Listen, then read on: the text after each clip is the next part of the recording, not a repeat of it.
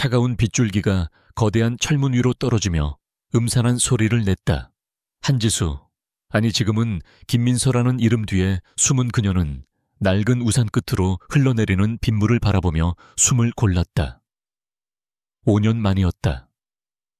한때 그녀의 세상이었던 남자가 사는 곳, 그리고 그녀의 모든 것을 빼앗아간 지옥의 입구. 서울의 가장 부촌이라 불리는 이곳, TK그룹의 심장부인 강태민 회장의 저택은 마치 현대의 성체처럼 그녀를 압도했다. 그녀의 행색은 초라했다. 색바랜 면 코트에 물에 젖은 단화. 가난한 가정교사 면접생의 모습, 그것이 그녀가 선택한 완벽한 위장이었다. 하지만 그 떨리는 어깨 속 젖은 속눈썹 아래 숨겨진 눈빛만큼은 5년 전보다 더 차갑고 단단하게 빛나고 있었다. 인터폰을 누르자 기계적인 목소리가 그녀의 신원을 확인했다. 잠시 후 육중한 철문이 소리 없이 열렸다. 잘 가꾸어진 정원은 비에 젖어 더욱 선명한 녹색을 띠었지만 지수의 눈에는 그 모든 것이 무채색으로 보였다. 현관에 들어서자 날카로운 인상의 중년 여성이 그녀를 기다리고 있었다. 임 여사, 이 집의 모든 것을 총괄하는 집사였다. 그녀는 지수의 머리부터 발끝까지를 경멸이 섞인 시선으로 훑어보았다. 김민서 씨? 그녀의 목소리는 유리 조각처럼 차가웠다. 따라오시죠. 회장님께서는 시간을 낭비하는 것을 좋아하지 않으십니다. 지수는 그저 고개를 숙인 채 자신의 심장 소리가 그녀에게 들릴까봐 두려워하며 뒤를 따랐다. 대리석 복도를 걷는 내내 지수는 벽에 걸린 값비싼 그림이나 화려한 샹들리에 눈길 한번 주지 않았다. 그녀의 모든 신경은 오직 이 집의 공기, 그리고 곧 마주하게 될 그 남자에게 집중되어 있었다. 임 여사는 응접실 문 앞에서 멈춰 서서 다시 한번 그녀를 쏘아보았다. 이력서는 상당히 평범하군요. 이런 곳에서 일해본 경험도 없고, 솔직히 말해서 어떻게 서류 심사를 통과했는지 의문입니다. 지수는 입술을 깨물었다. 그녀의 진짜 이력, 세계적인 콩쿠르에서 우승했던 피아니스트 한지수의 이력은 5년 전 그날 불길 속에서 재가 되었다. 아이들을 진심으로 대할 자신은 있습니다. 그녀는 준비한 대답을 낳고 차분하게 내뱉었다. 임 여사가 막 문을 열려던 순간 낮고 권위 있는 목소리가 복도 끝에서 울려 퍼졌다. 임 여사, 손님을 세워두고 뭘 하는 겁니까? 지수의 온몸이 얼어붙었다. 그 목소리. 5년 동안 매일 밤 꿈속에서 그녀를 괴롭혔던 목소리. 강태민이었다. 그는 긴 복도를 걸어오고 있었다. 완벽하게 재단된 검은색 슈트, 흐트러짐 없는 머리카락, 그리고 모든 감정이 거세된 듯한 차가운 눈. 그는 5년 전보다 더 높고 더 견고한 성이 되어 있었다. 지수는 숨을 쉴 수 없었다. 심장이 갈비뼈를 부수고 튀어나올 것만 같았다. 그녀는 본능적으로 고개를 더 깊이 숙여 얼굴을 머리카락으로 가렸다. 강태민은 그녀를 지나쳐 응접실로 들어섰다. 그는 그녀를 제대로 쳐다보지도 않았다. 마치 길가의 돌멩이나 복도의 장식품을 스쳐 지나가듯. 들어오시죠, 김민서 씨. 응접실 안에서 그의 목소리가 다시 울렸다. 지수는 떨리는 다리를 겨우 움직여 안으로 들어섰다. 거대한 통유리창 밖으로 폭우가 쏟아지는 정원이 보였다. 태민은 창가에 서서 등을 돌린 채였다. 임 여사에게 들었습니다. 아이들을 가르친 경험이 전무하다고요. 그의 목소리에는 어떤 감정도 실려 있지 않았다. 네, 하지만 지수가 입을 여는 순간 그가 돌아섰다. 두 사람의 시선이 허공에서 부딪혔다. 지수는 숨이 멎는 것 같았다. 그의 눈. 한때는 세상의 모든 다정함을 담고 그녀만을 바라보던 그 눈이 지금은 얼음장처럼 차갑게 그녀를 꿰뚫고 있었다. 그는 그녀를 전혀 알아보지 못했다. 5년의 세월과 고통, 그리고 의도적인 변장은 그녀를 완전히 다른 사람으로 만들어 놓았다. 태미는 그녀의 초라한 행색과 긴장으로 하얗게 질린 얼굴을 잠시 살폈다. 왜 우리 집이죠? TK그룹의 후계자들을 가르치는 자리는 김민서 씨 같은 분에게는 어울리지 않는다고 생각하는데. 그의 말은 비수처럼 날아와 그녀의 심장에 박혔다. 지수는 주먹을 꽉 쥐었다. 손톱이 손바닥을 파고드는 고통이 오히려 그녀를 현실에 붙잡아 맸다. 회장님 같은 분들은 아마 이해하기 어려우실 겁니다. 그녀는 간신히 목소리를 쥐어짰다. 가난한 사람에게는 아이들을 가르치는 일만큼 절실하고 귀한 일도 없습니다. 그리고 저는 아이들을 좋아합니다. 그녀의 목소리에 담긴 절박함. 그것은 연기가 아니었다.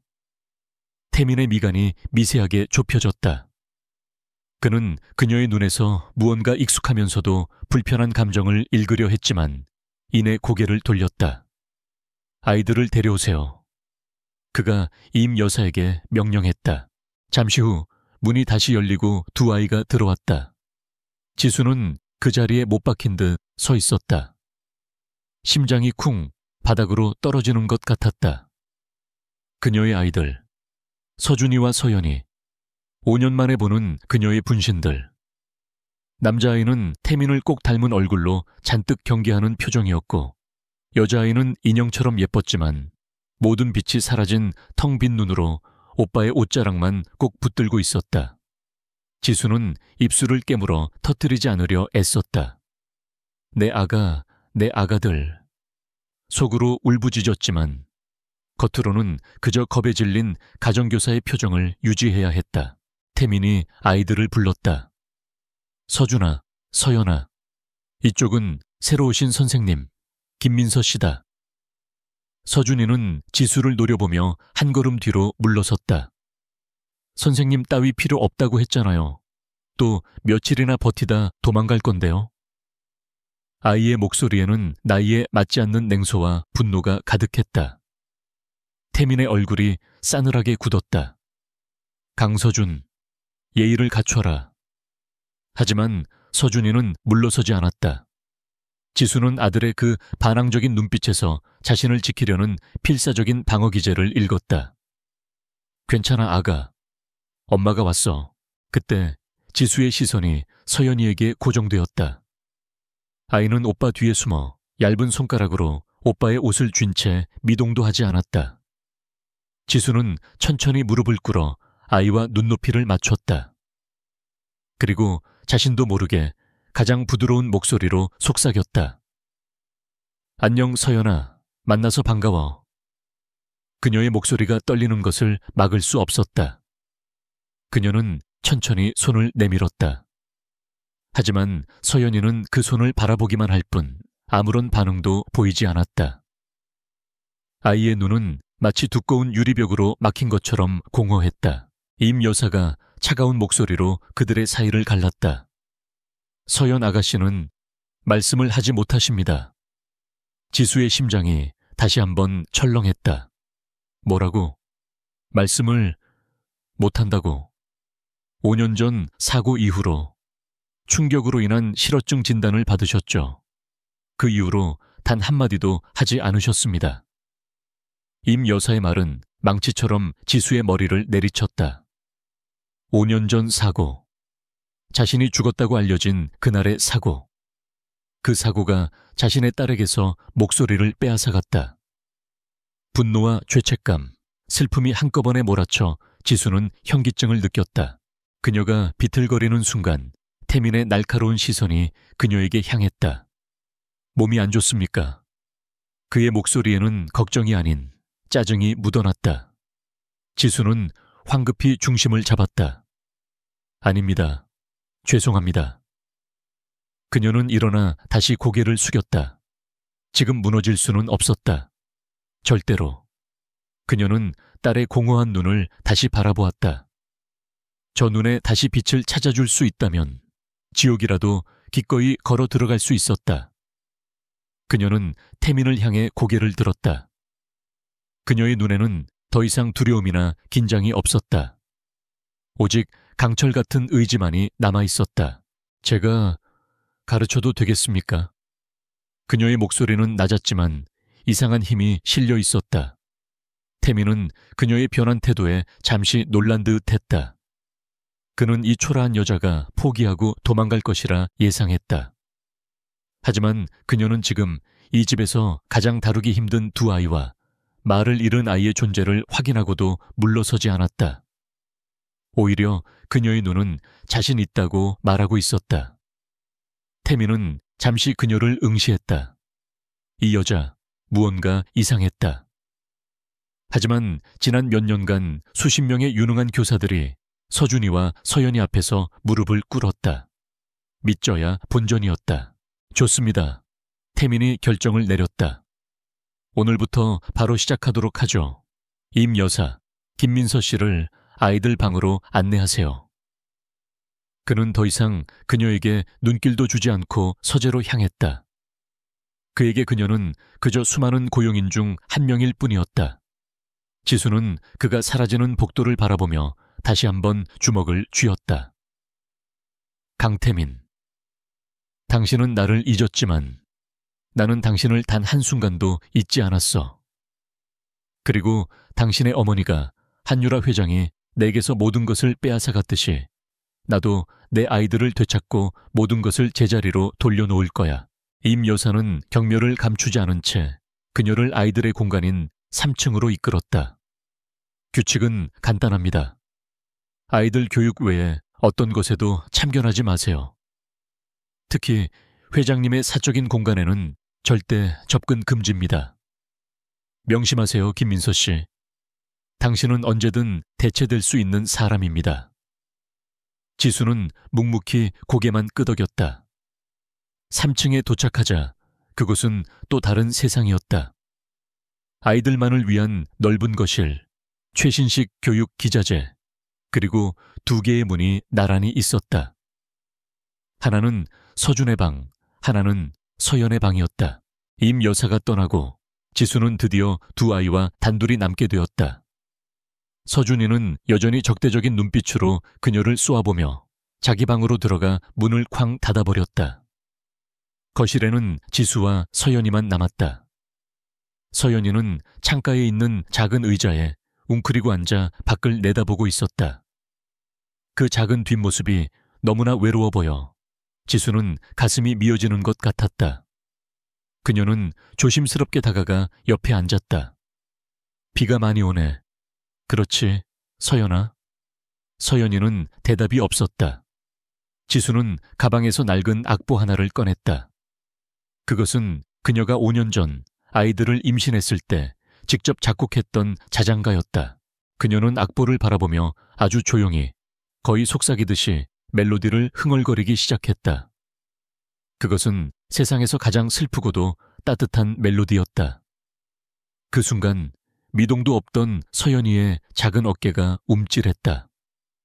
아이는 천천히 고개를 돌려 지수를 바라보았다. 그 공허했던 눈동자에 아주 희미하지만 분명한 파문이 일고 있었다. 지수는 눈물이 터져 나오려는 것을 간신히 참으며 아이를 향해 희미하게 미소 지었다. 그래, 아가. 엄마야. 엄마가 왔어. 너의 목소리를 되찾아주러, 그리고 우리 가족을 되찾으러 왔어. 그녀의 복수는 이제 막 가장 고통스럽고도 절박한 방식으로 시작되고 있었다. 김민서, 아니 한지수의 첫날은 보이지 않는 전쟁터와 같았다. 아침 식사 시간부터 아이들의 저항은 분명했다. 넓고 차가운 식탁에 앉은 서준이는 제공된 음식에 손도 대지 않은 채 그녀를 노려보았다. 난 가정교사 필요 없다고 했어요. 당신도 다른 사람들처럼 곧 도망갈 거죠. 며칠 버티는지 내가 세어볼게. 아이의 목소리는 얼음장 같았지만 그 밑에 숨겨진 깊은 상처와 불안을 지수는 보았다. 그녀는 마주 화를 내는 대신 조용히 물잔을 아이 앞으로 밀어주었다. 도망가지 않아. 그리고 서준아, 아침은 먹어야 키가 큰단다. 그녀의 차분함이 오히려 서준이를 더 화나게 만들었다. 서연이는 그 모든 소란 속에서도 유령처럼 존재했다. 아이는 포크를 쥔 채 접시의 빈 공간만 하염없이 바라보고 있었다. 지수는 가슴이 찢어지는 것 같았다. 그녀의 활발하고 웃음 많던 딸. 임 여사는 뒤에서 팔짱을 낀 채 이 모든 광경을 지켜보고 있었다. 보시다시피 보통 일이 아닐 겁니다. 아이들, 특히 서연 아가씨는 특별한 관리가 필요하죠. 그 특별한 관리라는 말 속에는 수십 명의 전문가가 실패했다는 조롱이 담겨 있었다. 지수는 고개를 끄덕였다. 제가 알아서 하겠습니다. 우선 아이들 방부터 둘러봐도 될까요? 아이들의 공부방은 집의 다른 곳과 마찬가지로 거대하고 화려했지만 이상하게도 생기가 없었다. 최고급 교재들과 스마트 기기들이 즐비했지만 모든 것이 전시품처럼 차가웠다. 방 한 구석에는 그랜드 피아노 한 대가 먼지 덮인 덮개에 쌓여 있었다. 지수는 자신도 모르게 그쪽으로 발걸음을 옮겼다. 손가락이 떨렸다. 덮개를 살짝 걷어내자 익숙한 상아색 건반이 드러났다. 지수는 건반 하나를 조심스럽게 눌렀다. 맑지만 슬픈 소리가 방 안에 울려 퍼졌다. 그 소리와 함께 5년 전의 기억이 파도처럼 밀려왔다. 임신으로 배가 불렀던 시절, 그녀가 바로 이 피아노에 앉아 연주를 하고 있었다. 따뜻한 햇살이 그녀의 머리 위로 쏟아지고 태민이 뒤에서 그녀를 감싸 안았다. 그의 턱이 그녀의 어깨에 기댔다. 당신 연주를 들으면 세상의 모든 소음이 사라져, 지수야. 그가 그녀의 손 위에 자신의 손을 포개었다. 이 아이들이 태어나면 가장 먼저 당신의 피아노 소리를 들려줄 거야. 우리 가족의 소리. 그 행복했던 순간의 온기가 너무도 생생해서 지수는 차가운 현실에 현기증을 느꼈다. 그녀는 황급히 덮개를 다시 덮었다. 피아노 칠 줄 알아요? 서준이가 어느새 문에 기대어 그녀를 비웃듯 바라보고 있었다. 그거 아빠가 제일 싫어하는 물건이에요. 엄마가 죽은 후에 아무도 못 건드리게 했어요. 아이의 말은 지수의 심장을 찔렀다. 태민이 아직 그녀를 잊지 않았다는 증거일까? 아니면 그저 고통스러운 기억을 봉긴해둔 것일까? 아니, 그냥 먼지가 쌓여 있길래. 지수는 애써 태연한 척하며 돌아섰다. 자, 우리 오늘부터 뭘 해볼까? 서준이는 책가방을 바닥에 내던졌다. 난 안 해. 당신이 뭘 할 수 있는데. 지수는 서준이와 힘겨루기를 하는 대신 서연이에게 다가갔다. 아이는 여전히 창가에 앉아 있었다. 지수는 가방에서 스케치북과 색연필을 꺼냈다. 서연아, 우리 그림 그릴까? 선생님은 그림 그리는 거 좋아하는데. 그녀는 서연이 옆에 앉아 무작정 그림을 그리기 시작했다. 노란색 병아리, 파란색 하늘, 그리고 따뜻해 보이는 집. 서연이는 힐끗 쳐다볼 뿐 반응이 없었다. 지수는 포기하지 않고 어제 불렀던 그 자장가를 아주 작게 흥얼거리기 시작했다. 익숙한 멜로디가 방 안에 낮게 깔렸다. 그 순간 서연이의 손가락이 미세하게 움찔했다. 그림을 그리던 지수의 손도 잠시 멈칫했다. 아이가 반응했다. 아주 미약하지만 분명한 반응이었다. 지수는 흥분을 감추고 계속 콧노래를 부르며 그림을 그렸다. 이건 엄마 병아리, 이건 아기 병아리. 같이 소풍 가는 거야. 서준이는 그 광경을 혐오스럽다는 듯 쳐다보더니 헤드폰을 끼고 게임에 몰두해버렸다. 지수는 개의치 않았다. 그녀의 모든 집중력은 오직 서연이에게 향해 있었다. 같은 시각 TK그룹 본사 50층 회장실. 강태민은 결제 서류에 사인을 하다가 말고 펜을 내려놓았다. 어젯밤부터 이상하게 마음이 심란했다. 새로운 가정교사 김민서. 그녀의 이력서는 너무나 평범해서 의심스러울 정도였다. 시골 고아원 출신, 지방대학 졸업, 변변한 경력 하나 없음. 하지만 어제 그녀가 서연이를 바라보던 눈빛, 그리고 아이들이 그토록 저항하는데도 물러서지 않던 그 강단. 무엇보다도 그를 혼란스럽게 하는 것은 그녀에게서 느껴지는 알 수 없는 익숙함이었다. 그는 책상 서랍을 열었다. 가장 안쪽 잠겨있던 작은 함에서 낡은 사진 한 장을 꺼냈다. 5년 전 환하게 웃고 있는 한지수의 사진이었다. 피아노 앞에 앉아 장난스럽게 그를 바라보던 모습. 지수야. 그는 사진 속 그녀의 얼굴을 쓸어보았다. 김민서라는 여자는 지수와 전혀 닮지 않았다. 지수는 빛났고 화려했지만 김민서는 그늘지고 초라했다. 그런데 왜 자꾸만 그녀의 눈빛이 지수와 겹쳐 보이는 걸까?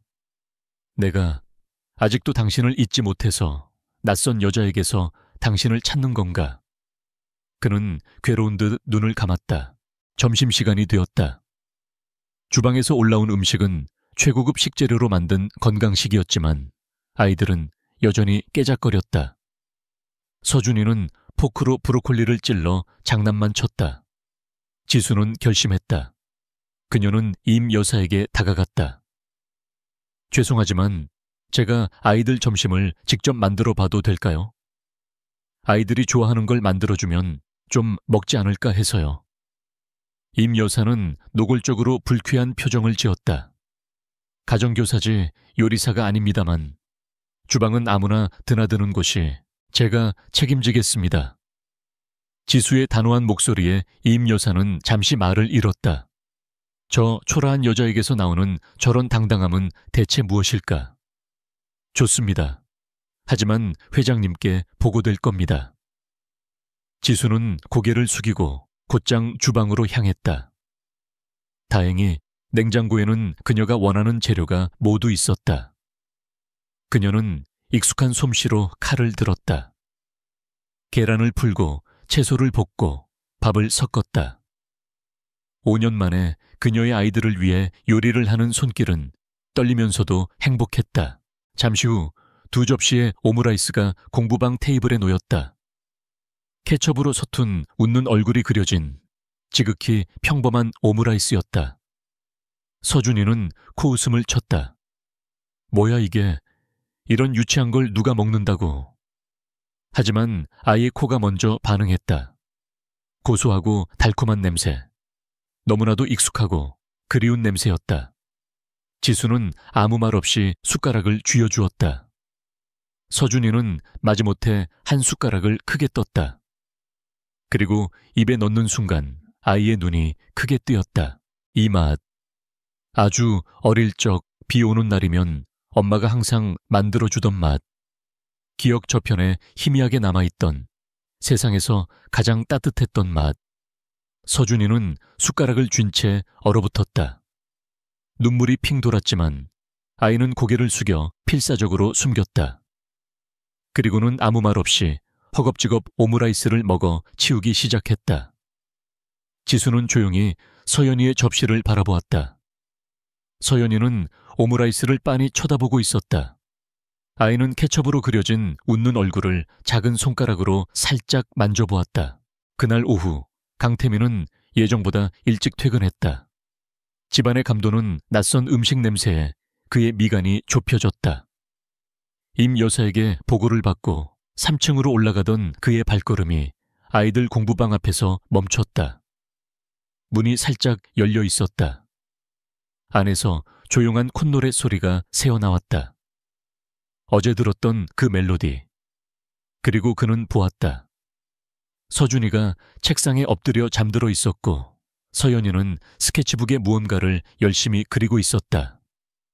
그리고 김민서라는 여자가 그 옆에 앉아 따뜻한 눈길로 아이를 바라보며 그 자장가를 흥얼거리고 있었다. 태민의 심장이 쿵 내려앉았다. 저 노래, 저건 한지수가 직접 작곡했던 자장가였다. 그녀가 아이들을 임신했을 때 그에게만 들려주었던 비밀스러운 멜로디. 어떻게 저 여자가 저 노래를 아는 거지? 피가 차갑게 식는 것 같았다. 그는 거칠게 문을 밀고 들어섰다. 당신. 그의 목소리가 낮게 깔렸다. 그 노래 어디서 배운 거지? 지수는 공포에 질린 사슴처럼 놀라 자리에서 일어섰다.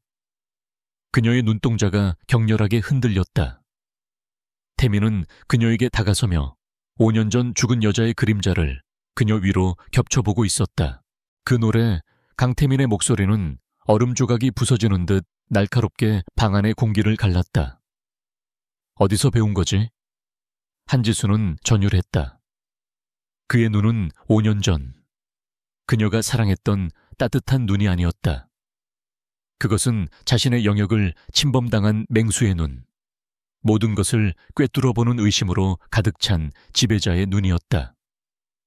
그녀는 이 순간을 대비했지만 막상 닥치자 온몸의 피가 차갑게 식는 것 같았다. 그녀는 본능적으로 한 걸음 물러서며 겁에 질린 가정교사의 가면을 완벽하게 연기했다.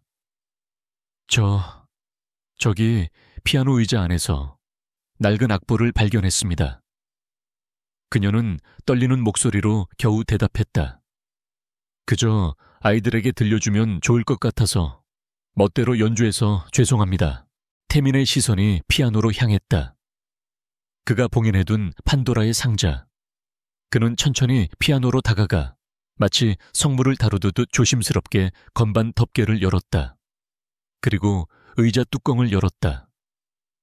안에는 먼지 쌓인 오래된 악보 몇 개와 함께 가장 위에 그녀가 말한 그 자장가 악보가 놓여 있었다. 그것은 5년 전 그녀가 직접 필사했던 세상에 단 하나뿐인 악보였다. 지수는 속으로 안도의 한숨을 내쉬었다. 어제 아이들 방을 둘러볼 때 피아노를 확인하며 만일의 사태에 대비해 몰래 넣어둔 것이었다. 태민은 그 악보를 집어들었다. 그의 손가락이 미세하게 떨리는 것을 지수는 놓치지 않았다. 다시는 그가 악보를 쥔 채 그녀를 돌아보며 낮게 으르렁거렸다. 다시는 이 피아노에 손대지 마. 그리고 이 노래도 절대 부르지 마. 그의 목소리에 담긴 것은 분노라기보다는 깊은 고통이었다. 그는 마치 상처가 덧나는 것을 두려워하는 사람처럼 보였다. 명심하겠습니다. 죄송합니다, 회장님. 지수는 고개를 깊이 숙였다. 그녀의 심장이 아팠다. 그가 아직도 그녀를 그리고 그들의 시간을 이토록 고통스럽게 기억하고 있다는 사실에 그녀가 그를 속이고 있다는 죄책감과 그를 이렇게 만든 원흉에 대한 분노가 동시에 치밀어 올랐다. 바로 그때 응접실 문이 소리 없이 열리고 전혀 예상치 못한 인물이 모습을 드러냈다. 태민아, 내가 너무 조용히 들어왔나 보구나. 네가 이렇게 격앙된 모습은 오랜만에 보는 것 같아서 말이다. 얼음처럼 차갑고 우아한 목소리. 지수는 그 목소리를 듣는 순간 온몸의 털이 곤두서는 것을 느꼈다. 고개를 들 수 없었지만 그 존재감만으로도 숨이 막혔다. 한유라. 강태민의 계모이자 TK그룹의 명예회장. 그리고 5년 전 한지수의 삶을 산산조각낸 바로 그 여자였다. 그녀는 60대라고는 믿기지 않을 만큼 꼿꼿한 자세와 기품 있는 미모를 지니고 있었다. 값비싼 실크 원피스는 그녀의 몸을 우아하게 감쌌고 진주 목걸이는 그녀의 차가운 피부 위에서 고고한 빛을 발했다. 하지만 그녀의 미소 띤 눈은 모든 것을 꿰뚫어 보는 뱀의 눈처럼 차가웠다. 태민은 손에 쥔 악보를 황급히 등 뒤로 감추며 표정을 갈무했다. 어머니, 어쩐 일이십니까? 연락도 없이. 그의 목소리는 방금 전 지수를 다그치던 모습과는 달리 잘 훈련된 아들의 그것으로 돌아와 있었다. 하지만 그 안에는 숨길 수 없는 긴장감이 배어 있었다. 한유라는 아들의 불편한 기색을 즐기기라도 하듯 천천히 방 안으로 들어섰다. 그녀의 시선이 잠든 서준이와 그림을 그리다 말고 굳어버린 서연이, 그리고 마지막으로 고개를 숙인 채 서 있는 지수에게로 향했다. 이 집안의 안주인 노릇을 하느라 바빴단다. 그녀는 지수 앞에 멈춰 섰다. 지수는 숨을 참았다. 5년 전 바로 이 여자가 자신에게 차가운 독서를 퍼부었었다. 내까짓게 감히 내 아들의 발목을 잡아 그 뱃속의 것들과 함께 사라져. 그 목소리가 귓가에 생생했다. 이력서에서 본 새로운 가정교사로군. 김민서 씨. 한유라의 목소리는 꿀처럼 달콤했지만 그 안에는 독이 숨겨져 있었다.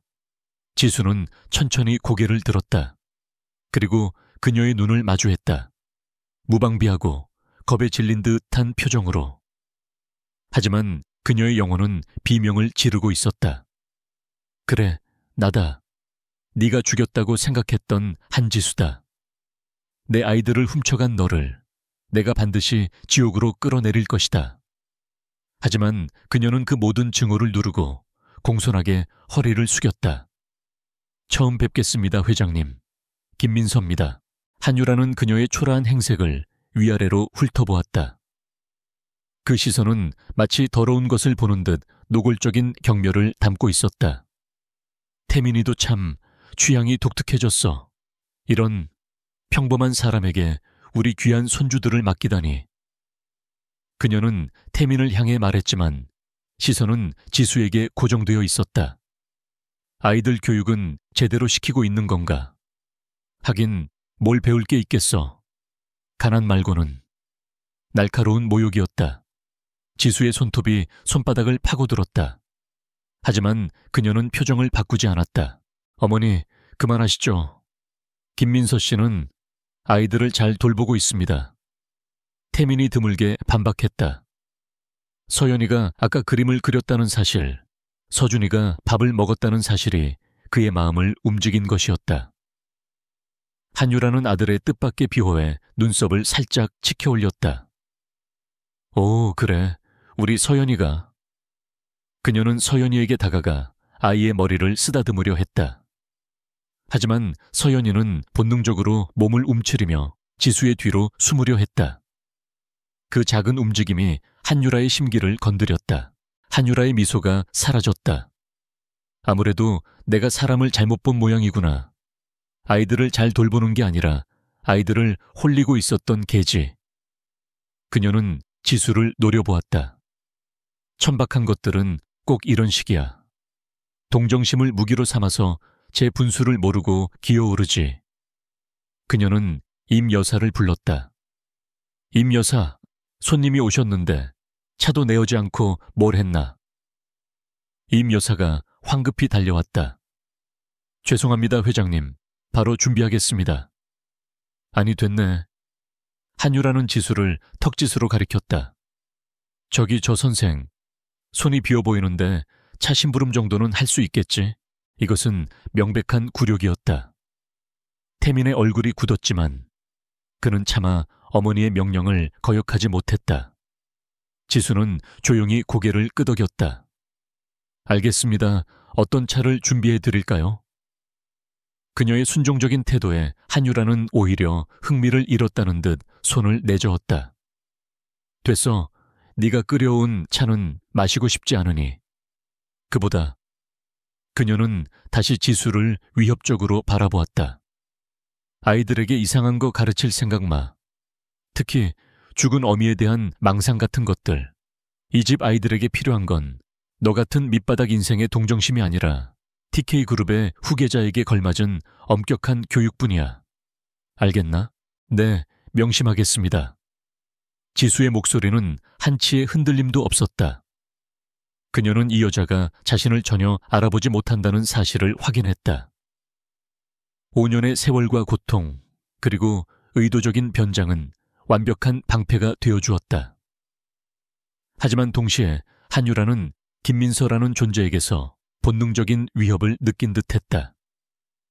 그녀는 쉽게 물러날 여자가 아니었다. 한유라는 더 이상 지수에게 관심을 두지 않고 태민에게 본론을 꺼냈다. 이 사회건으로 할 말이 있으니 서재로 가지.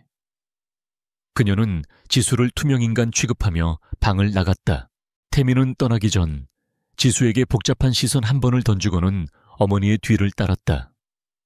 방 안에는 다시 정적이 찾아왔다. 서준이는 여전히 잠들어 있었고 서연이는 겁에 질린 채 지수의 옷자락을 꼭 쥐고 있었다.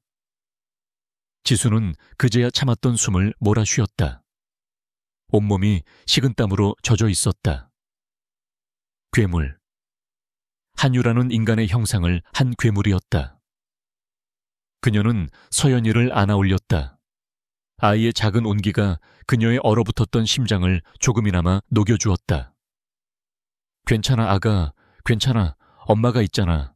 그날 밤 지수는 아이들이 잠든 것을 확인하고 조용히 방을 나섰다. 그녀는 이제 단순한 어머니가 아니었다. 그녀는 복수를 계획하는 전략가여야 했다.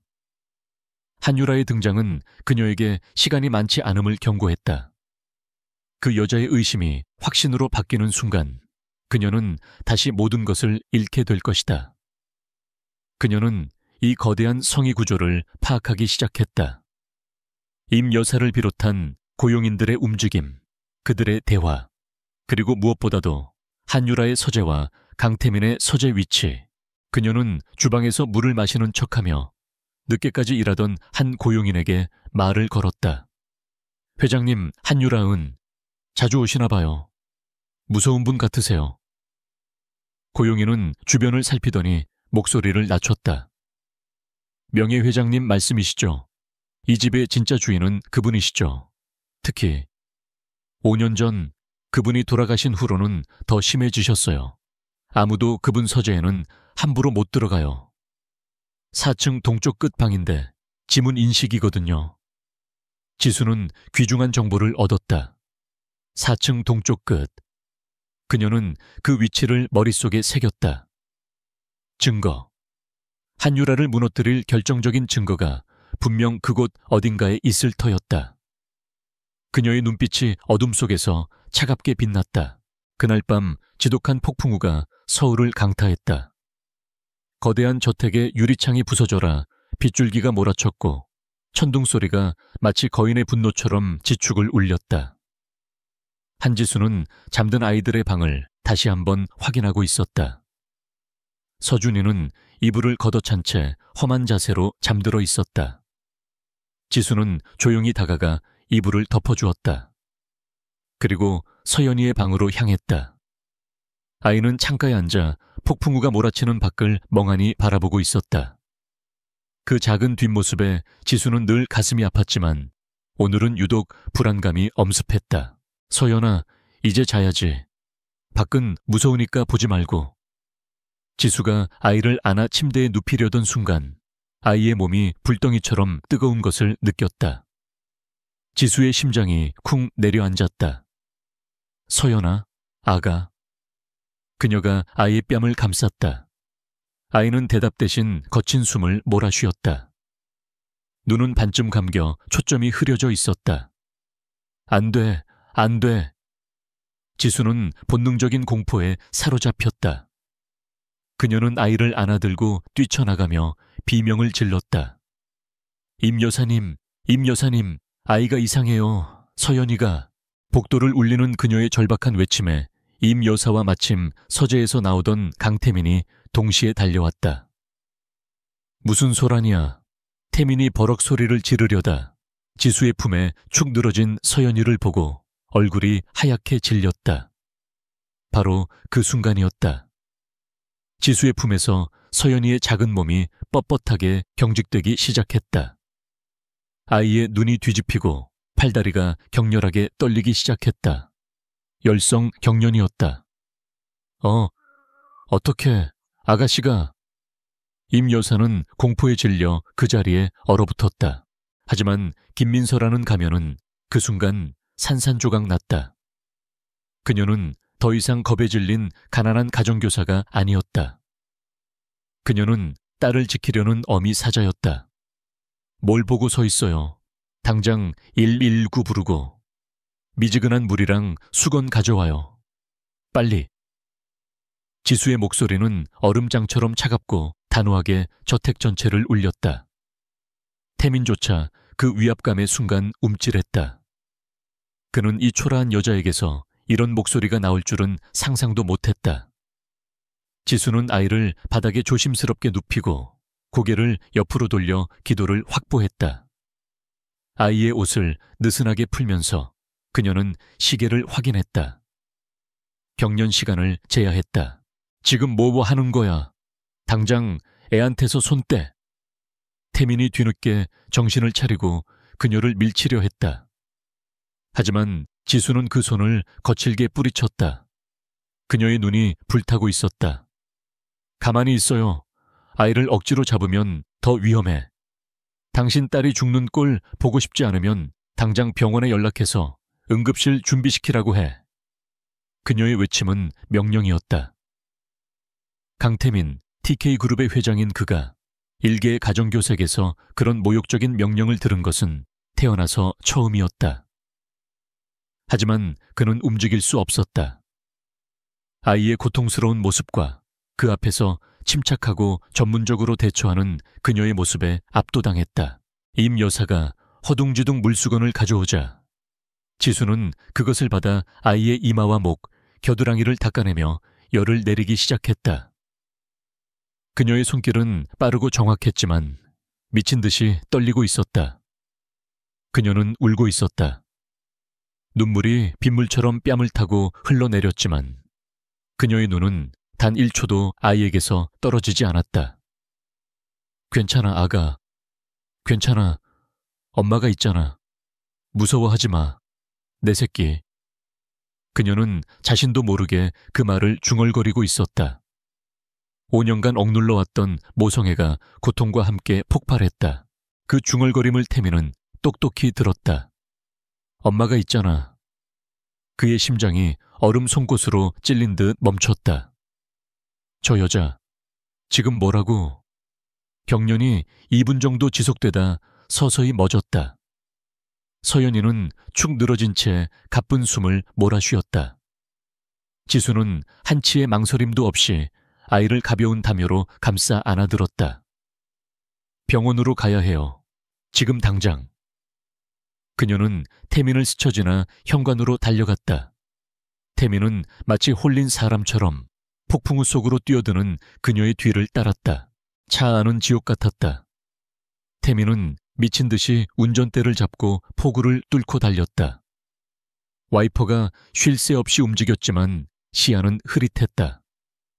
뒷좌석에서 지수는 의식을 잃은 서연이를 끌어안고 필사적으로 아이의 이름을 불렀다. 서연아, 눈 떠봐. 제발. 엄마가 잘못했어. 엄마가 너무 늦게 와서 미안해. 그녀의 울부짖음은 천둥 소리에 섞여 태민의 귀를 때렸다. 그는 백미러로 그녀를 보았다. 화장기 없는 얼굴은 눈물과 땀으로 범벅이 되어 있었고 공포와 절망, 그리고 그가 감히 정이 내릴 수 없는 광적인 사랑으로 일그러져 있었다. 저 눈빛, 저건 5년 전 한지수가 그를 바라보던 그 눈빛과 닮아 있었다. 병원 응급실에 도착하자마자 의료진이 서연이를 데리고 달려갔다. 지수는 아이가 사라진 문 앞에서 무너지듯 주저앉았다. 모든 힘이 빠져나간 듯 그녀는 텅 빈 복도 바닥에 엎드려 소리 없이 오열했다. 태민은 그런 그녀를 복잡한 심경으로 내려다보았다. 방금 전까지 사자처럼 포효하던 여자는 어디 가고 모든 것을 잃은 사람처럼 처절하게 울고 있는 가녀린 모습만 남아 있었다. 의사가 나왔다. 다행히 단순 열성 경련이었고 지금은 안정을 되찾았다는 진단이 내려졌다. 태민은 안도의 한숨을 내쉬었다. 그리고 그의 시선은 다시 지수에게로 향했다. 의심. 한번 피어난 의심은 걷잡을 수 없이 커져갔다. 그녀는 임 여사가 얼어붙었을 때조차 단 1초의 망설임도 없이 완벽한 응급처치를 해냈다. 단순한 가정교사의 수준이 아니었다. 그리고 그 절규. 엄마가 있잖아. 그는 조용히 지수에게 다가갔다. 김민서 씨. 그녀가 천천히 고개를 들었다. 눈물로 엉망이 된 얼굴. 당신의 대처는 놀라웠습니다. 마치 경험이 많은 사람처럼 지수는 그제야 자신이 무슨 짓을 했는지 깨달았다. 그녀는 너무 많은 것을 드러냈다. 고아원에서 아이들을 돌볼 때 배운 적이 있습니다. 열이 많은 아이들이 가끔 있어서. 그녀는 준비된 거짓말을 더듬거리며 내뱉었다. 하지만 태민의 눈은 그녀를 믿지 않았다. 고아원에서 배운 수준이 아니었다. 그것은 본능이었고 모성이었다. 그렇습니까? 그는 짧게 대답했다. 오늘은 몹시 놀랐을 테니 먼저 들어가 쉬도록 하세요. 서연이는 내가 돌보겠습니다. 그는 그녀에게서 딸을 보호하려는 듯 차가운 벽을 세웠다. 지수는 비틀거리며 병원을 나섰다. 빗줄기는 약해졌지만 새벽 공기는 여전히 차가웠다. 그녀는 자신의 실수를 자책했다. 하지만 후회는 없었다. 딸을 살릴 수만 있다면 자신의 정체가 탈로 나는 것 따윈 두렵지 않았다. 한편 병실 앞을 지키던 태민은 어둠 속으로 걸어가 전화를 걸었다. 그의 목소리는 그 어느 때보다 차갑고 단호했다. 조비서, 나 강태민이요. 수화기 너머에서 잠결에 깬 비서의 목소리가 들렸다. 새로운 가정교사, 김민서. 그 여자의 뒷조사를 다시 해. 처음부터 끝까지 먼지 하나 남기지 말고 샅샅이 뒤져. 그녀가 거쳤던 고아원, 학교, 동료, 모든 걸. 무언가 잘못됐어. 그의 눈이 새벽 어둠 속에서 날카롭게 빛났다. 흔들림은 이미 거대한 의심의 폭풍이 되어 그의 심장을 잠식하기 시작했다. 서연이의 경련 이후 저택의 공기는 미묘하게 변했다. 강태민은 지수를 대하는 태도가 더욱 복잡해졌다. 그는 그녀의 헌신적인 간호에 감사하면서도 동시에 그녀가 보인 비정상적인 전문성과 절박한 모성애에 대한 의심을 거두지 않았다. 조비서의 비밀스러운 조사는 꼬리에 꼬리를 물었지만 김민서라는 이름은 고아원 기록 외에는 깨끗했다. 마치 누군가가 의도적으로 만들어낸 유령의 이력서 같았다. 태민은 알 수 없는 불안감에 휩싸였다. 그는 서재에서 5년 전 한지수의 사고 보고서를 다시 펼쳐보았지만 시신 소실이라는 단어만이 그의 눈을 공허하게 찔렀다. 한편 지수는 서연이를 돌보는 일에 더욱 몰두했다. 그날 밤의 일은 그녀에게 뼈아픈 경고였다. 그녀의 아이들은 여전히 위험했으며 그녀가 한시라도 빨리 모든 것을 되찾아야 한다는 것을. 서연이는 그날의 공포 이후 지수에게 훨씬 더 의지했다. 아이는 말을 하지는 않았지만 지수의 옷자락을 붙잡고 놓지 않았고 그녀가 잠시라도 보이지 않으면 불안해했다. 지수는 그런 아이를 안아주며 그녀가 유일하게 기억하는 자장가를 불러주었다. 그녀의 목소리는 아이에게 유일한 안식처였다. 그러던 어느 날 오후 지수는 서연이의 방을 정리하고 있었다. 서연이는 조용히 침대에 앉아 그림을 그리고 있었다. 지수가 아이의 낡은 장난감 상자를 정리하려던 순간 서연이가 다급하게 달려와 상자를 막아섰다. 아이는 상자를 품에 꼭 껴안고 고개를 저었다. 왜 그래 서연아? 이거 버리려는 거 아니야. 정리만 하려는 거야. 지수가 부드럽게 말했지만 아이는 여전히 상자를 놓지 않았다. 지수는 의아했다. 그 상자는 다른 화려한 장난감들과 달리 아주 낡고 평범한 상자였다.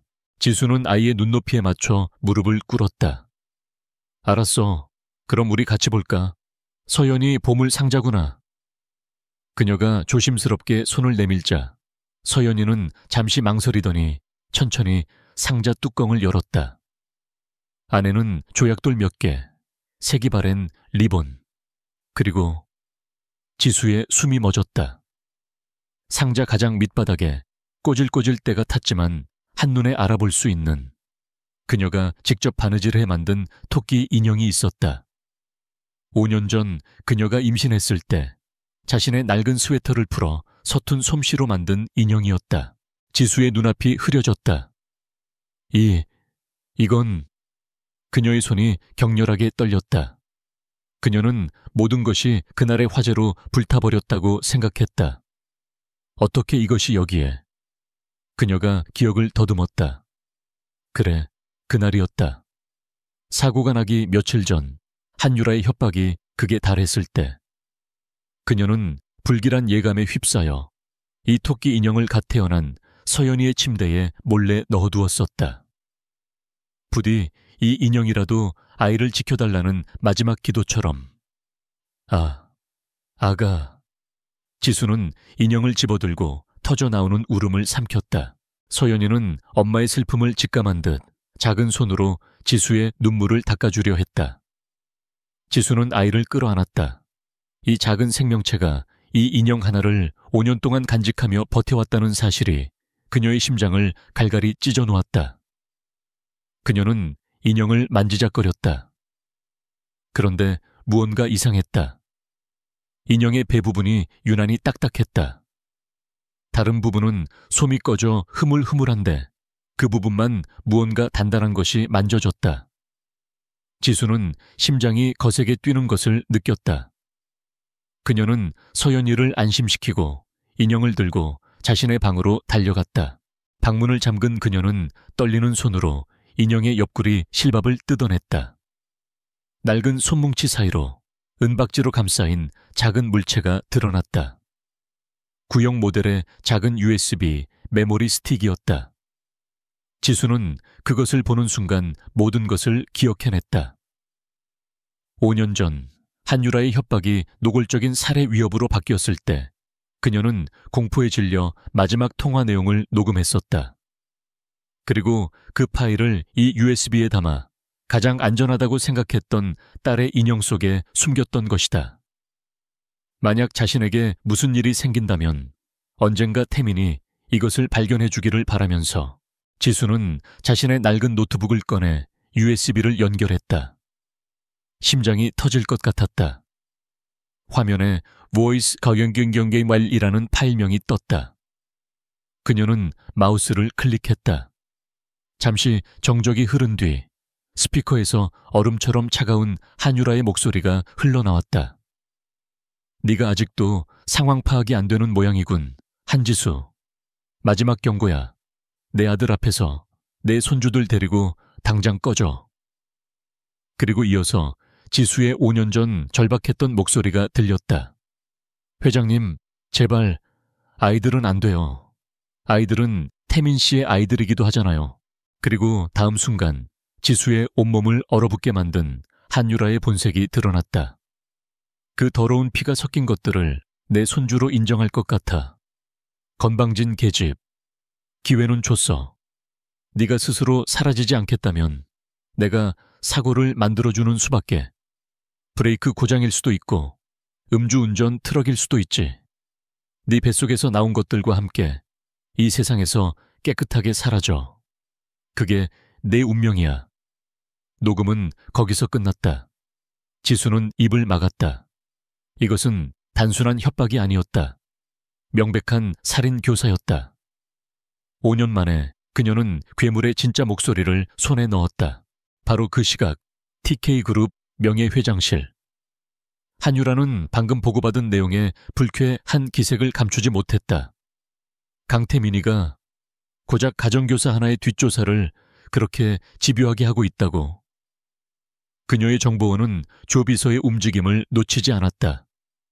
네 회장님, 5년 전 기록까지 샅샅이 뒤지고 있습니다.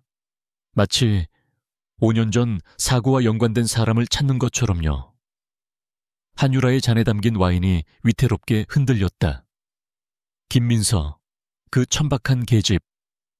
그녀는 그 여자가 서연이의 경련 때 보였던 이상한 행동, 그리고 태민의 미묘한 감정 변화를 떠올렸다. 불길한 예감이 그녀의 등골을 스쳤다. 설마, 아니야, 그럴 리 없어. 그녀는 5년 전에 사고가 완벽했다고 확신했다.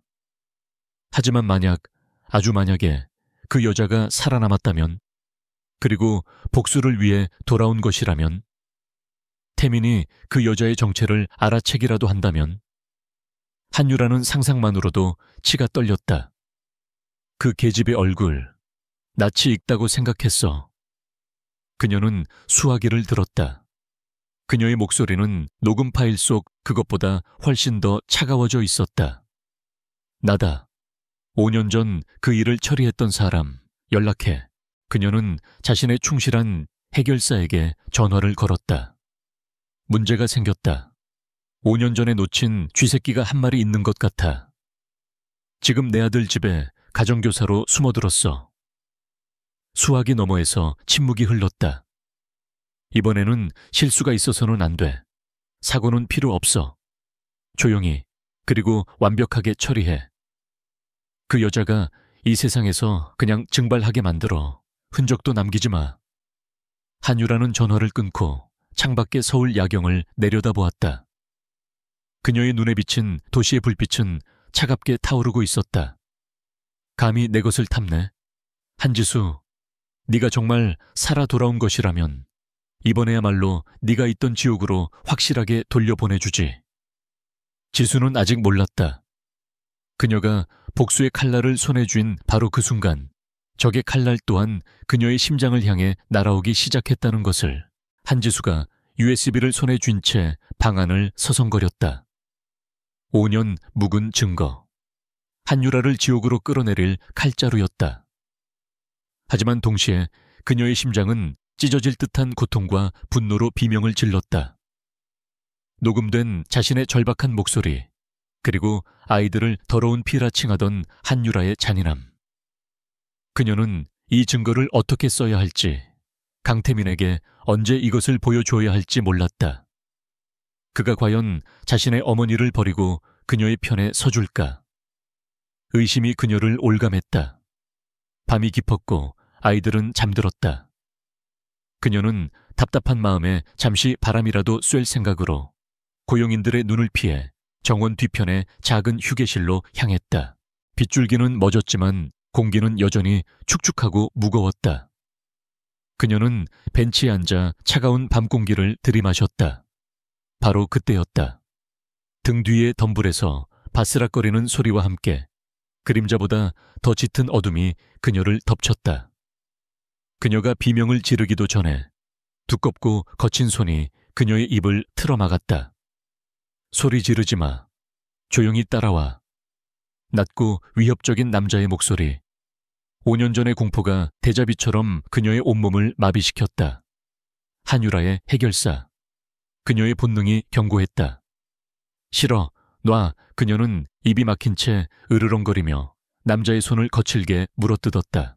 남자가 고통에 찬 신음을 터뜨리며 잠시 손을 놓친 사이 지수는 전력을 다해 정원 반대편으로 뛰었다. 살려주세요. 누가 좀.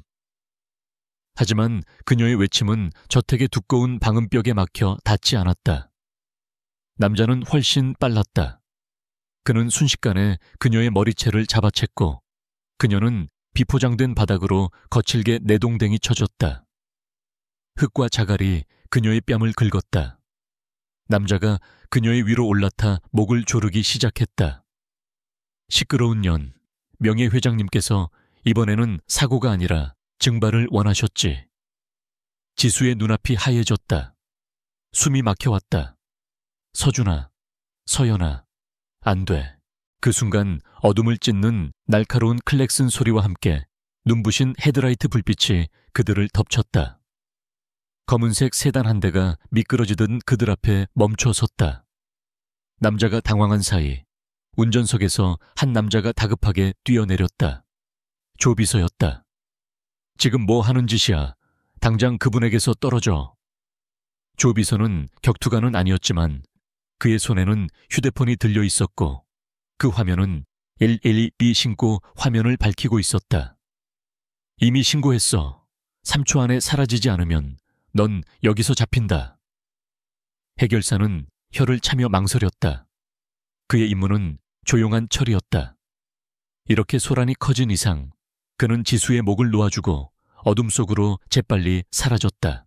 지수는 바닥에 엎드린 채 거친 기침을 토해냈다. 흙먼지와 공포가 뒤엉켜 폐부를 찔렀다. 조비서는 그녀에게 달려와 재킷을 벗어 덮어주었다. 그의 얼굴은 하얗게 질려 있었다. 괜찮으십니까, 김민서 씨? 아니, 그는 말을 멈추고 그녀를 복잡한 눈으로 바라보았다. 한지수 씨라고 불러야 합니까? 지수의 심장이 멎었다. 모든 것이 끝났다. 조비서는 떨고 있는 그녀를 부축해 일으켰다. 모든 걸 알게 됐습니다. 회장님께서도 방금 막 보고를 받으셨습니다. 저와 함께 가셔야겠습니다. 지금 당장. 강태민의 서재는 지옥의 입구처럼 고요했다. 태민은 책상 앞에 서 있었지만 그의 영혼은 그곳에 없었다. 그의 책상 위에는 조비서가 지난 며칠간 목숨을 걸고 찾아낸 보고서들이 흩어져 있었다. 김민서의 위조된 신분 기록, 5년 전 사고 현장의 재조사 보고서, 생존자 가능성을 제기하는 화재 감식 결과, 그리고 결정적으로 그녀가 고아원에 처음 맡겨졌을 때 찍힌 사진과 5년 전 피아노 앞에서 웃고 있던 한지수의 사진을 비교 분석한 안면 인식 보고서. 일치율 96.0%. 그는 숨을 쉴 수 없었다. 문이 열리고 흙투성이가 된 채 공포에 질려 떨고 있는 김민서가 조비서의 부축을 받으며 들어왔다. 태민은 조비서에게 눈짓으로 나가라는 명령을 내렸다. 문이 닫히고 방 안에는 두 사람만 남았다. 태민은 천천히 그녀에게 다가갔다. 그의 눈은 5년 동안 그녀가 꿈꿔왔던 그 어떤 모습도 아니었다. 그 안에는 충격, 분노, 배신감, 그리고 이루 말할 수 없는 고통이 뒤엉켜 폭풍처럼 몰아치고 있었다. 방금 그의 목소리가 메마른 잿더미처럼 갈라져 나왔다. 어머니의 사람이 당신을 죽이려 했소. 지수는 대답할 수 없었다. 그녀는 그저 그를 바라보며 떨고 있었다. 태민은 그녀의 턱을 거칠게 붙들고 자신을 보게 했다. 왜 돌아온 거지? 그의 목소리는 낮았지만 모든 것을 부술 듯한 분노가 담겨 있었다. 아니, 그 전에 이거부터 대답해. 그는 책상 위에 사진들을 쓸어 그녀의 발밑에 던졌다. 당신. 그의 눈이 붉게 충혈되었다. 도대체 누구야? 그 질문은 질문이 아니었다. 이미 답을 아는 자의 절규였다. 지수는 더 이상 가면을 쓰고 있을 수 없었다. 그녀의 눈에서 참아왔던 눈물이 흘러내렸다. 두려움과 공포에 질렸던 가정교사의 가면이 벗겨지고 5년의 지옥을 견뎌낸 한지수의 처절한 눈빛이 드러났다. 나예요. 그녀의 목소리가 터져나왔다. 나야. 당신이 죽었다고 생각했던 한지수. 태민은 그녀의 대답에 뒷걸음질 쳤다. 마치 총을 맞은 사람처럼 그는 책상을 짚으며 몸을 겨우 가누었다. 거짓말이야. 지수는 죽었어. 내 지수는 불길 속에서. 아니, 지수가 소리쳤다. 그녀는 품속에서 떨리는 손으로 USB를 꺼내 책상 위로 던졌다. 이것 때문에, 당신 어머니 때문에. 그 여자가 날 죽이려 했어. 5년 전에도, 그리고 오늘 밤에도. 난 살아남아야 했어. 내 아이들을 되찾아야 했으니까. 태민은 USB를 멍하니 바라보다가 다시 그녀를 보았다. 그의 분노는 순식간에 무너져 내리고 그 자리에는 거대한 슬픔과 죄책감이 밀려왔다. 지수, 정말 당신이야. 그가 그녀에게 다가가 떨리는 손으로 그녀의 뺨을 감쌌다. 흙먼지와 눈물로 얼룩진 뺨. 어째서 이런 모습으로 내가 당신을 알아보지 못하게. 5년 동안 난 매일 밤 당신을. 그는 말을 잇지 못하고 그녀를 끌어안았다. 5년 만의 재회. 그것은 기쁨이 아니라 서로의 상처를 확인하는 고통스러운 의식이었다. 날 속였어. 태민이 그녀의 어깨에 얼굴을 묻고 으르렁거렸다. 당신이 어떻게 나한테 이럴 수 있어? 내가 모를 줄 알았어? 내 아이들의 가정교사로 들어와서 나를, 그리고 당신의 아이들을 매일같이 속였어. 그의 원망 섞인 외침의 지수도 무너졌다. 그럼 내가 어떻게 써야 했는데 한지수로 돌아왔다면 당신 어머니가 날 다시 죽였을 거야. 당신이 날 지켜줄 수 있었는데 5년 전에 날 지키지 못했던 당신이. 그녀의 말이 비수가 되어 그의 심장에 박혔다. 두 사람은 서로를 끌어안은 채 지난 5년간의 오해와 고통, 그리움을 한꺼번에 토해냈다. 바로 그때 서재 문이 거칠게 열렸다. 지금 이 밤중에 무슨 소란들이야. 한유라가 임 여사를 대동하고 굳은 얼굴로 서 있었다. 그녀는 해결사의 실패 보고를 받고 태민이 무언가를 알아챘음을 직감하고 달려온 것이었다. 그리고 그녀는 보았다. 자신의 아들이 저 천박한 가정교사 년을 끌어안고 오열하고 있는 모습을. 그녀의 피가 거꾸로 솟았다. 강태민, 지금 뭐 하는 짓이냐? 당장 그 여자에게서 떨어지지 못해. 한유라는 곧바로 상황을 장악하려 했다. 그녀는 지수를 향해 살기등등한 눈빛을 쏘아붙였다. 내가 너 같은 년들을 모를 줄 알고 감히 내 아들을 홀려. 돈이 목적이었구나. 5년 전 그년처럼 너도 돈 때문에 이 집에 기어들어온 개지. 당장 이 여자 끌어내. 임 여사. 그녀가 지수의 뺨을 내리치기 위해 손을 높이 쳐들었다. 지수는 공포에 질려 눈을 감았다. 태민이 그녀를 막아섰지만 한유라의 분노는 극에 달해 있었다. 할머니, 하지 마세요. 서재 입구에서 잠옷 차림의 서준이가 겁에 질린 얼굴로 소리쳤다. 그리고 그 뒤에는 모든 빛을 잃었던 서연이가 서 있었다. 아이는 이 모든 광경을, 자신의 엄마가 할머니에게 위협당하는 모습을 5년 전 그날의 공포와 겹쳐보며 온몸을 떨고 있었다. 한유라가 아이들을 보고 잠시 주춤한 사이 그녀는 다시 지수를 향해 손을 뻗었다. 이 더러운 게 감히 내 손주들까지. 그때였다. 모든 소리가 멎었다. 시간조차 멈춘 듯 했다. 아주 작고 갈라지고 5년 동안 단 한 번도 울리지 않았던 목소리가 서재를 울렸다. 하지마. 모든 시선이 서연이에게로 향했다. 아이는 주먹을 꽉 쥔 채 한유라를 노려보고 있었다.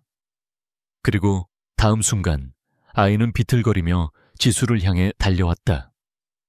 그녀의 공허했던 눈에서 눈물이 폭포처럼 쏟아졌다. 서연이는 지수의 다리를 끌어안으며 세상의 모든 고통과 그리움을 담아 외쳤다.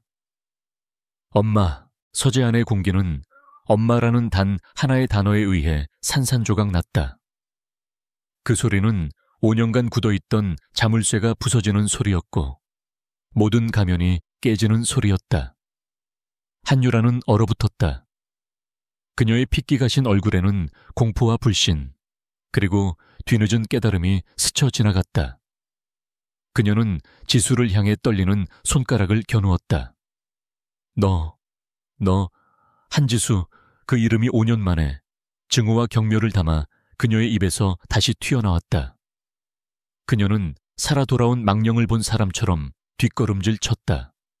모든 퍼즐 조각이 맞춰졌다.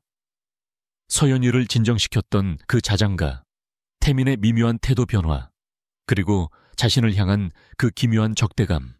강태민은 그 순간 모든 망설임을 버렸다. 그는 서연이와 서준이를 자신의 등 뒤로 끌어당기고 한지수의 손을 붙잡아 자신의 옆에 세웠다. 이제 그들은 적이 아니라 아이들을 지켜야 하는 동맹이었다. 그의 눈은 5년 전 그녀를 지키지 못했던 나약한 남자의 눈이 아니었다. 그는 이제 자신의 왕국을 되찾고 가족을 지켜야 하는 왕이었다. 어머니, 그의 목소리는 강철처럼 차가웠다. 아니, 한유라 회장, 모든 게 끝났습니다. 그는 자신의 어머니를 이름으로 불렀다. 그것은 완벽한 결별 선언이었다. 내가 감히 한유라는 배신감에 몸을 떨었다. 저 천박한 년 하나 때문에 너를 키워준 이 어미를 버리겠다고. 강태민, 너는 TK를 가질 자격이 없어. 그녀는 여전히 상황을 통제하려 했지만 태민은 조비서가 정리해둔 서류 뭉치, 한지수의 생존 보고서와 안면 인식 데이터를 그녀의 발밑에 던졌다. TK그룹은 살인자의 소유물이 될 수 없습니다. 당장 이 집에서 나가세요. 그리고 다시는 내 아이들 앞에 나타나지 마십시오. 그의 목소리는 최종 판결이었다. 한유라는 지수와 태민, 그리고 그녀를 두려움과 원망의 눈으로 바라보는 두 아이를 번갈아 보았다. 좋아, 아주 좋아. 네가 선택한 길이다, 강태민. 너는 오늘 밤 네가 가진 모든 것을 잃게 될 거야. TK는 내 것이야. 처음부터 그랬어. 그녀는 저주를 퍼부으며 서재를 떠났다. 폭풍 전의 고요함이 아니라 폭풍의 눈이 막 그들을 덮친 것이었다. 그날 밤 이후 강태민의 저택은 거대한 전쟁 본부가 되었다. 태민은 한유라가 빈손으로 물러날 리 없다는 것을 알았다. 아니나 다를까 다음날 아침 TK그룹은 발칵 뒤집혔다. 한유라가 자신의 모든 지분과 영향력을 동원해 긴급 이사회를 소집했다는 소식이 전해졌다. 안건은 현 회장 강태민의 경영 능력 부재 및 사생활 문란으로 인한 해임안이었다. 그녀는 태민이 신원불명의 여자에게 홀려 그룹을 위기에 빠뜨리고 있다고 이사들을 선동하고 있었다. 그녀는 지수의 정체가 밝혀지기 전에 태민을 먼저 끌어내릴 생각이었다. 서재에 마주 앉은 태민과 지수. 태민은 밤새 잠을 이루지 못해 눈이 붉게 충혈되어 있었다. 지수는 그에게 USB를 건넸다. 이 안에 모든 게 있어요. 태민은 노트북에 USB를 연결하고 파일을 재생했다. 5년 전 한유라의 차가운 목소리가 서재를 울렸다. 내 뱃속의 것들과 함께 깨끗하게 사라져. 태민은 주먹을 너무 세게 쥔 나머지 손등의 핏줄이 터질 것 같았다. 그가 사랑했던 여자가, 자신의 아이들이, 그가 어머니라 불렀던 사람에 의해 죽음의 문턱까지 내몰렸다는 사실. 분노가 그의 이성을 마비시킬 것 같았지만 지수가 그의 손을 잡았다. 태민 씨, 지금 무너지면 안 돼요. 이건 그 여자가 판 무대지만 주인공은 우리가 되어야 해요. 그녀의 말에 태민은 정신을 차렸다. 그는 조비서를 불렀다. 한유라 회장이 판을 벌였으니 우리가 기꺼이 놀아주지. 이사회 소집? 좋아. 하지만 이사회가 아니라 전체 주주총회로 바꿔. TK의 모든 주주들이, 그리고 온 세상이 진실을 알아야 하니까. 태민의 눈이 차갑게 빛났다. 그리고 조비서, 5년 전 사고를 담당했던 경찰, 한지수의 사망 진단서를 발급했던 의사, 그리고 서연이의 초기 진료 기록, 전부 다시 확보해. 한유라 회장이 그동안 숨겨왔던 모든 쓰레기를 다 끌어모아. 조비서는 비장한 표정으로 고개를 숙였다. 이제 모든 것을 건 마지막 전쟁이 시작되었다. 주주총회 당일, TK그룹 본사 대강당은 수백 명의 주주와 기자들로 디딜 틈이 없었다. 한유라는 단상의 중앙, 명예회장석에 앉아 있었다. 그녀는 승리를 예감한 듯 여유로운 미소를 짓고 있었지만 그 미소는 강태민이 강당에 들어서는 순간 사라졌다. 태민은 흐트러짐 없는 모습으로 단상을 향해 걸어갔다. 어머니, 아니 한유라 회장님, 제 해임안을 상정하시기 전에 주주 여러분께 먼저 소개할 분이 있습니다. 강당의 모든 시선이 그에게 집중되었다. 한유라의 심장이 불길하게 뛰기 시작했다. 강태민, 지금 여기가 어디라고 장난을 쳐. 당장 경호원들은 저놈을... 그녀의 말이 끝나기도 전에 강당의 뒷문이 열렸다. 모든 조명이 그곳을 비췄다. 5년 전 초라한 가정교사 김민서의 모습은 어디에도 없었다. 그곳에는 단정하지만 기품 있는 검은색 정장을 입은 한지수가 서 있었다. 5년의 고통이 그녀에게서 젊음의 일부를 앗아갔지만 그 대신 강인함과 슬픈 아름다움을 안겨주었다. 그녀는 수백 개의 카메라 플래시 세례를 받으며 흔들림 없는 걸음으로 단상을 향해 걸어왔다. 강당은 충격으로 술렁였다. 저 사람은 설마 5년 전에 죽었다던 피아니스트 한지수? 한유라는 자리에서 벌떡 일어났다. 그녀의 얼굴은 종잇장처럼 하얗게 질렸다. 저건 가짜야. 저건 사기꾼이야. 당장 끌어내. 그녀가 미친 듯이 소리쳤지만 아무도 움직이지 않았다. 지수는 태민의 옆에 서서 마이크를 잡았다. 그녀의 목소리는 떨렸지만 분명했다. 제 이름은 한지수입니다. 그리고 저는 5년 전에 죽지 않았습니다. 저는 살해당할 뻔했습니다. 교진말 한유라가 절규했다. 바로 그 순간 강당의 거대한 스크린이 켜졌다. 그리고 태민이 USB를 재생했다. 네가 스스로 사라지지 않겠다면 내가 사고를 만들어주는 수밖에. 한유라의 잔인한 목소리가 강당 전체를 울렸다. 주주들은 경악을 금치 못했다. 한유라는 스크린을 가리키며 횡설수설했다. 아니야, 저건 조작된 거야. 하지만 태민은 다음 증거를 제시했다. 한유라가 해결사에게 거액을 송금한 내역. 5년 전 지수의 사망 진단서를 발급했던 의사가 한유라 회장의 압력으로 허위 진단서를 작성했다고 자백하는 영상. 그리고 마지막 결정타. 스크린에는 서연이의 5년 전 초기 진료 기록이 떠올랐다. 화나, 극심한 정신적 충격으로 인한 선택적 함구증. 보호자, 할머니에 의한 지속적인 언어적, 정서적 학대 정황이 의심됨. 한유라는 그 자리에 주저앉았다. 모든 것이 끝났다. 그녀가 평생을 바쳐 쌓아 올린 TK라는 성이 그녀가 죽이려 했던 한 여자의 손에 무너져 내리고 있었다. 한유라 씨. 강당의 문이 다시 열리고 이번에는 검사들과 수사관들이 들어섰다. 그들은 망연자실한 그녀에게 다가갔다. 살인교사, 증거인멸, 아동학대 및 상해 혐의로 긴급 체포합니다. 수갑이 그녀의 손목에 채워지는 차가운 금속성 소리. 한유라는 끌려나가면서도 마지막까지 지수와 태민을 향해 도끼 어린 눈을 빛냈다. 내가 너희들을 가만두지 않을 거야. TK는 내 거야. 그녀의 악에 바친 목소리는 문이 닫히면서 사라졌다. 강당 안은 아수라장이 되었다. 기자들의 플래시가 미친 듯이 터졌다.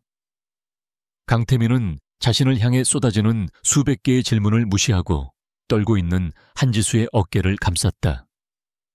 그는 그녀를 자신의 품으로 끌어당겨 세상의 모든 소음과 시선으로부터 그녀를 보호했다. 5년 전 그는 그녀를 지키지 못했다. 하지만 오늘 그는 자신의 왕국 앞에서 온 세상 앞에서 그녀의 존재를 증명해냈다. 진실의 폭풍은 모든 것을 휩쓸고 지나갔지만 두 사람은 그 폭풍의 눈 한가운데서 서로를 의지하며 굳건히 서 있었다. 그 격렬했던 주주총회가 끝나고 6개월이라는 시간이 흘렀다. 대한민국을 뒤흔들었던 TK그룹의 스캔들은 법의 엄중한 심판으로 서서히 마무리되었다. 한유라 명예회장은 살인교사, 증거인멸, 횡령, 아동학대 등 10여 개가 넘는 혐의가 모두 유죄로 인정되어 무기징역을 선고받았다. 그녀의 제국은 그녀가 그토록 경멸했던 한 여자의 진실 앞에서 하룻밤 만에 무너져 내렸다.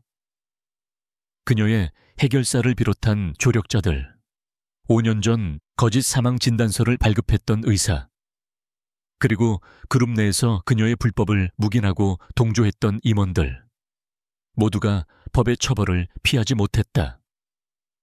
차가운 법정, 쇠창살 너머로 사라지는 한유라의 마지막 모습은 더 이상 분노가 아닌 모든 것을 잃어버린 자의 공허함 뿐이었다.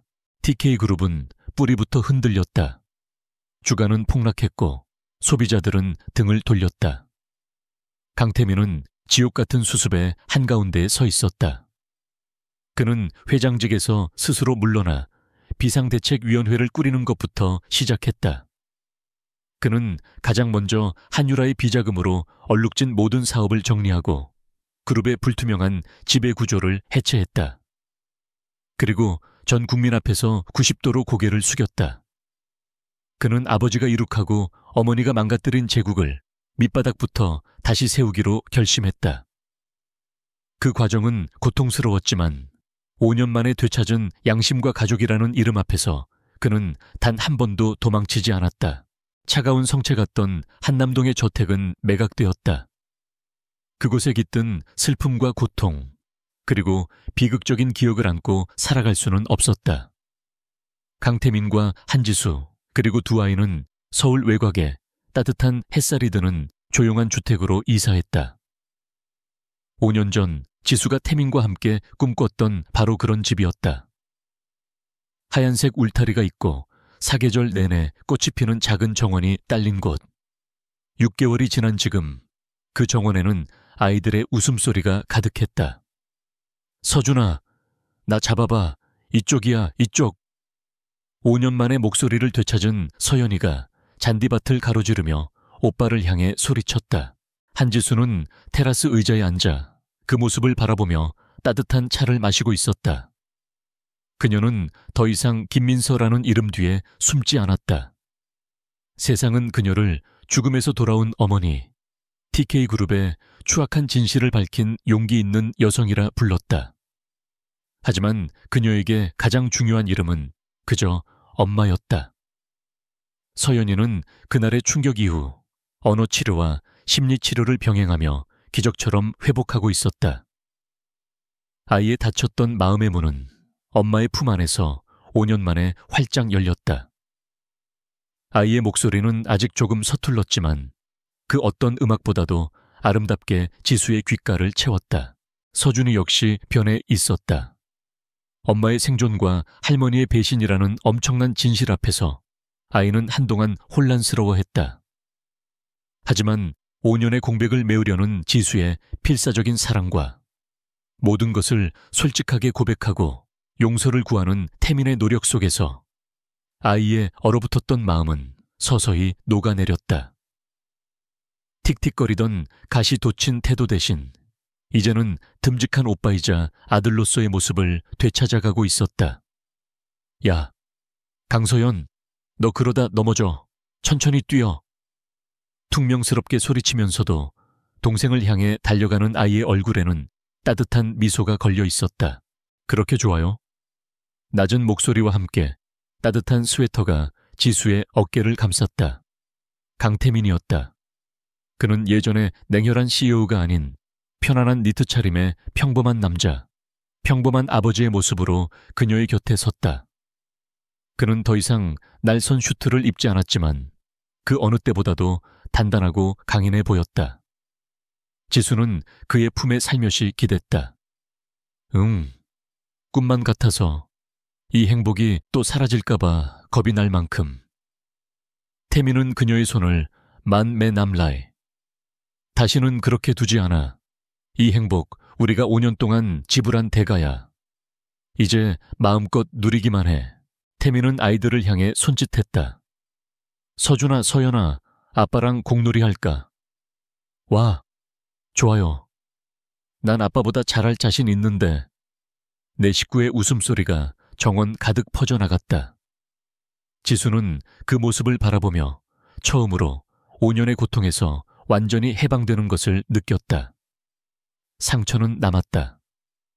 그녀의 잃어버린 5년, 아이들의 상처, 그리고 태민의 후회. 그 흉터는 영원히 사라지지 않을 것이다. 하지만 이제 그 흉터는 고통이 아니라 그들이 얼마나 서로를 간절히 원했는지를 증명하는 증표가 되었다. 저녁이 되고 내 식구는 거실에 모였다. 거실 한가운데에는 5년 전 그들의 행복과 불행이 시작되었던 바로 그 그랜드 피아노가 자리하고 있었다.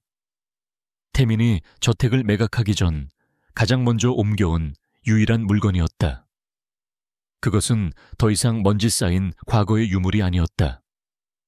깨끗하게 조율되고 닦인 피아노는 새로운 주인을 기다리고 있었다. 태민이 지수를 피아노 의자로 이끌었다. 당신을 위해 준비했어. 지수는 떨리는 손으로 건반 뚜껑을 열었다. 5년 만이었다. 아니, 어쩌면 7년 만일지도 모른다. 아이들을 임신한 이후로 그녀는 오직 생존을 위해 달려왔다. 그녀는 천천히 손가락을 건반 위에 올렸다. 그리고 첫 음을 눌렀다. 그것은 그녀가 아이들을 위해 만들었던, 그리고 서연이의 기억 속에 유일하게 남아있던 그 자장가였다. 처음에는 조금 서툴렀던 멜로디가 이내 거실을 따뜻하게 채우기 시작했다. 그것은 더 이상 슬픈 멜로디가 아니었다. 그것은 재회였고 치유였으며 용서였다. 공놀이를 하던 아이들이 소리를 듣고 달려왔다. 서준이는 엄마의 옆에 서서 경이로운 눈빛으로 그녀의 손가락 움직임을 바라보았다. 그때 서연이가 아장아장 걸어와 피아노 의자 위로 기어 올라왔다. 아이는 엄마의 옆에 꼭 붙어 앉았다. 그리고 지수가 연주하는 멜로디에 맞춰 작은 손가락으로 건반 하나를 꾹 눌렀다. 맑은 소리가 울려 퍼졌다.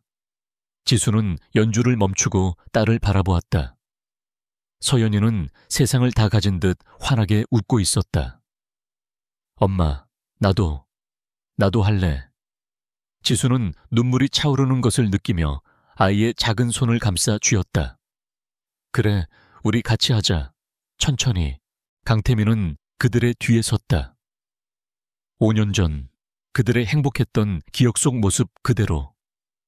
그는 지수의 어깨에 손을 얹었다. 지수는 건반에 비친 자신들의 모습을 바라보았다. 피아노 앞에 앉은 자신과 서연이, 그 옆을 지키는 서준이, 그리고 모든 것을 감싸 안듯 뒤에 서 있는 태민. 5년이라는 지옥 같은 시간을 건너 그들은 마침내 하나의 완전한 가족이 되었다. 가난한 가정교사의 가면은 벗겨졌다. 숨겨진 아이들의 어머니라는 슬픈 진실도 이제 과거가 되었다. 그곳에는 오직 서로를 사랑하는 네 식구의 따뜻한 연주만이 5년 만에 찾아온 진정한 새벽빛 속에서 울려 퍼지고 있었다.